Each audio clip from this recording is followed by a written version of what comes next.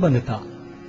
अतएव तुम्हारे हृदय में अज्ञान के कारण जो संशय उठे हैं उन्हें ज्ञान रूपी शस्त्र से काट डालो। हे भारत, तुम योग से समन्वित होकर खड़े हो और युद्ध करो।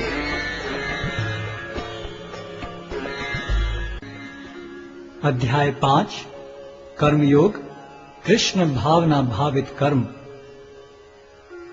अर्जुन ने कहा, हे कृष्ण, पहले आप मुझसे कर्म त्यागने के लिए कहते हैं और फिर भक्ति पूर्वक कर्म करने का आदेश देते हैं। क्या आप अब कृपा करके निश्चित रूप से मुझे बताएंगे कि इन दोनों में से कौन अधिक लाभप्रद है? श्री भगवान ने उत्तर दिया, मुक्ति के लिए तो कर्म का परित्याग तथा भक्ति में कर्म दोनों ही उत्तम हैं, किंतु इन दोनों में से कर्म के परित्याग से भक्ति युक्त कर्म श्रेष्ठ है। जो पुरुष न तो कर्म फलों से घृणा करता है और न कर्म फल की इच्छा करता है, वह नित्य सन्यासी जाना जाता है। हे महाबाहु अर्जुन, ऐसा मनुष्य समस्त द्वंद्वों से रहित होकर बहुबंधन को पार कर पूर्णतया मुक्त हो जाता है। अज्ञानी ही भक्ति को भौतिक जगत के विश्लेषणात्मक अध्ययन से भिन्न कहते हैं। जो वस्तुतः ज्ञानी हैं वे कहते हैं कि जो इनमें से किसी एक मार्ग का भली भांति अनुसरण करता है वह दोनों के फल प्राप्त कर लेता है।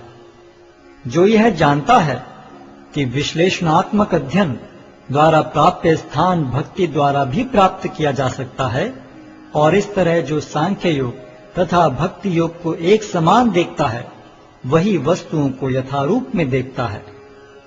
भक्ति में लगे बिना केवल समस्त कर्मों का परित्याग करने से कोई सुखी नहीं बन सकता, परंतु भक्ति में लगा हुआ विचारवान व्यक्ति शीघ्र ही परमेश्वर को प्राप्त कर लेता है।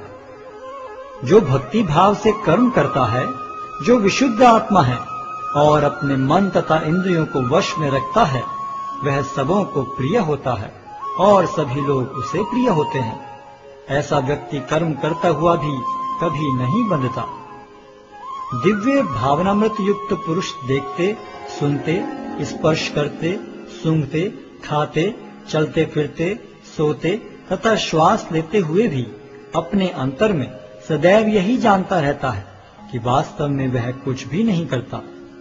बोलते, त्यागते, ग्रहण करते या आंखें खोलते बंद करते हुए भी वह यह जानता रहता है कि भौतिक इंद्रियां अपने अपने विषयों में प्रवृत्त हैं और वह इन सब से पृथक है।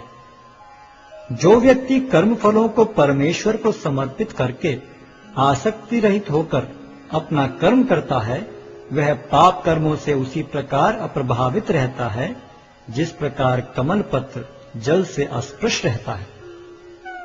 योगी जन आसक्ति रहित होकर शरीर, मन, बुद्धि तथा इंद्रियों के द्वारा भी केवल शुद्धि के लिए कर्म करते हैं। निश्चल भक्त शुद्ध शांति प्राप्त करता है, क्योंकि वह समस्त कर्मफल मुझे अर्पित कर देता है। किंतु जो व्यक्ति भगवान से युक्त नहीं है और जो अपने श्रम का फल कामी है, वह बंध जाता है।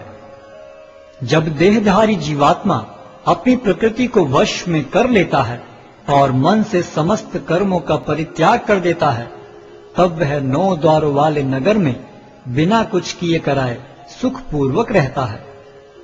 शरीर रूपी नगर का स्वामी देहधारी जीवात्मा न तो कर्म का सृजन करता है, न लोगों को कर्म करने के लिए प्रेरित करता है, न ही कर्म फल की रचना करता है। यह सब तो प्रकृति के गुणों द्वारा ही किया जाता है। परमेश्वर न तो किसी के पापों को ग्रहण करता है न पुण्यों को, किंतु सारे देहधारी जीव उस अज्ञान के कारण मोहग्रस्त रहते हैं जो उनके वास्तविक ज्ञान को आच्छादित किए रहता है। किंतु जब कोई उस ज्ञान से प्रबुद्ध होता है जिससे अविद्या का विनाश होता है, तो उसके ज्ञान से सब कुछ उसी तरह प्रकट हो जाता है जैसे दिन में सूर्य से सारी वस्तुएं प्रकाशित हो जाती हैं।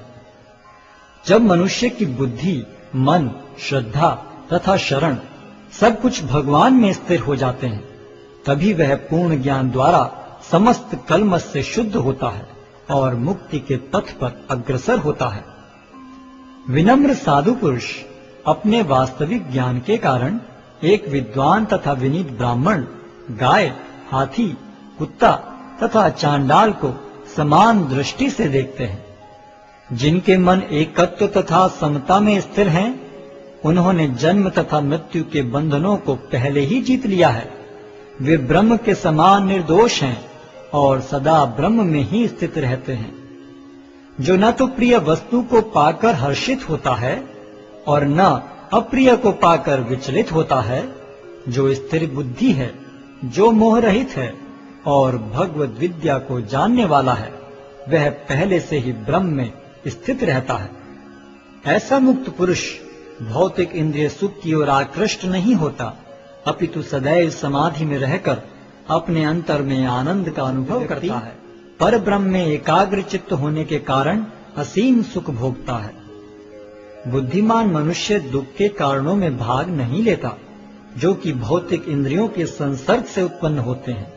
हे कुंती पुत्र, ऐसे भोगों का आदि तथा अंत होता है, अतः चतुर व्यक्ति उनमें आनंद नहीं लेता।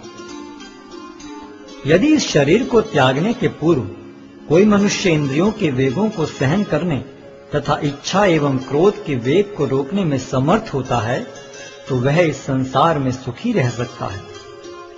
जो अंतःकरण में सुख का अनुभव करता है, जो कर्मठ है और अंतःकरण में ही रमण करता है तथा जिसका लक्ष्य अंतर्मुखी होता है, वह सचमुच पूर्ण योगी है। वह पर ब्रह्म में मुक्ति पाता है और अंततोगत्वा ब्रह्म को प्राप्त होता है।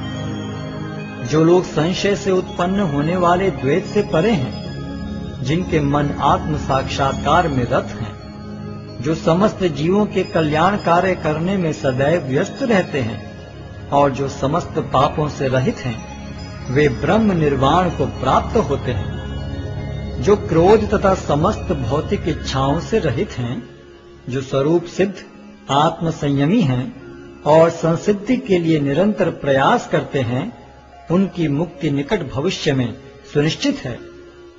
समस्त इंद्रिय विषयों को बाहर करके, दृष्टि को बाहों के मध्य में केंद्रित करके, प्राण तथा पान वायु को नथुनों के भीतर रोककर और इस तरह मन, इंद्रियों तथा बुद्धि को वश में करके जो मोक्ष को लक्ष्य बनाता है, वह योगी इच्छा, भय तथा क्रोध से रहित हो जाता है। जो निरंतर इस अवस्था में रहता है, वह अवश्य ही मुक्त है। मुझे समस्त यज्ञों तथा तपस्याओं का परम भोक्ता, समस्त लोकों तथा देवताओं का परमेश्वर एवं समस्त जीवों का उपकारी एवं हितैषी जानकर मेरे भावनामृत से पूर्ण पुरुष भौतिक दुखों से शांति लाभ करता है।